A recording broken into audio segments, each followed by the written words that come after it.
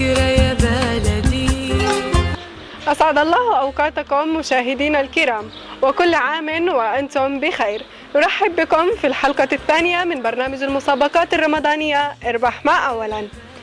حلقتنا لليوم برعاية مصنع حنية الباشا بإدارة حمدي حننة. هدفنا دائما رسم الابتسامة على وجوهكم ونربحكم، خليكم معنا.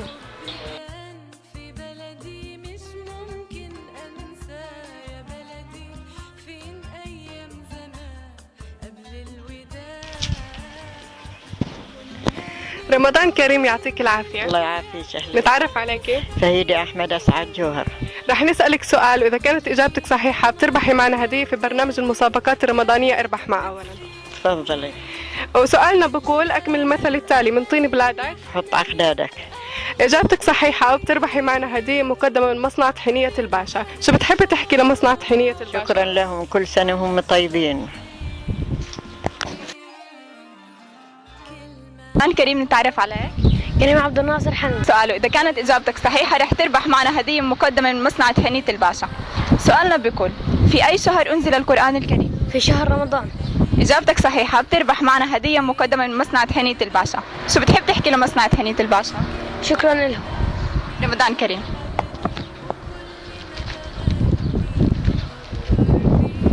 تعرف عليك. سعيدة حنانة. رح نسألك سؤال، وإذا كانت إجابتك صحيحة بتربحي معنا هدية مقدمة من مصنع حنية الباشا.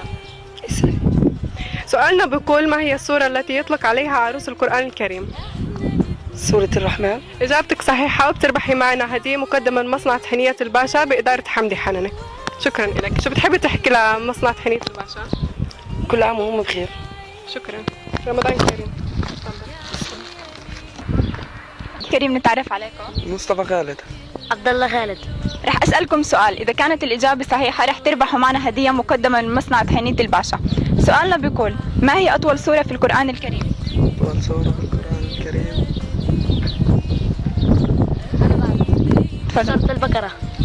إجابة صحيحة، بتربح معنا هدية مقدمة من مصنع حنية الباشا. شو بتحب تحكي لمصنع حنية الباشا؟ رمضان كريم. رمضان كريم، ينعاد عليك.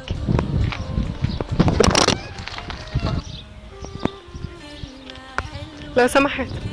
يعطيك العافية. نتعرف عليك. عمر كامل أبو الكامل. رح أسألك سؤال، إذا كانت إجابتك صحيحة بتربح معنا هدية مقدمة من مصنع حنية الباشا. سؤالنا بقول: في أي عام حدثت مذبحة دير ياسين؟ مذبحة ياسين حدث في عام 1948. إجابتك صحيحة وبتربح معنا هدية مقدمة من مصنع حنية الباشا. حياكم الله. وذكريات كل اللي فات، فكرة يا بلدي، قلبي مليان بحكايات، فكرة يا بلدي. رمضان كريم، نتعرف عليك. قسام زهير. كيف شايف أجواء رمضان في بلدة بيت فري؟ جوا حلو وجميل. طب رح أسألك سؤال، إذا كانت إجابتك صحيحة بتربح معنا هدية مقدمة من مصنع حنية الباشا. سؤالنا بيقول: من هي أول دولة اعترفت بإسرائيل رسميا؟ أمريكا. إجابة صحيحة، بتربح معنا هدية مقدمة من مصنع حنية الباشا. شو بتحب تحكي لمصنع حنية الباشا؟ رمضان كريم وكل عام وانتم بخير، ينعاد عليكم بالصحة والعافية. رمضان كريم، ينعاد عليك. رمضان كريم، نتعرف عليك. منى عميد. كيف شايفة أجواء رمضان في بيت فوري؟ أجواء حلوة سعيدة. وبتساعدي أمك في المطبخ؟ وأنت بتصومي؟ لا. طيب ماشي. رح نسألك سؤال، وإذا كانت إجابتك صحيحة بتربحي معنا هدية مقدمة من مصنع حنية الباشا. سؤالنا بقول: ما هو المرض الذي يطلق عليه مرض الملوك؟ في خيارات.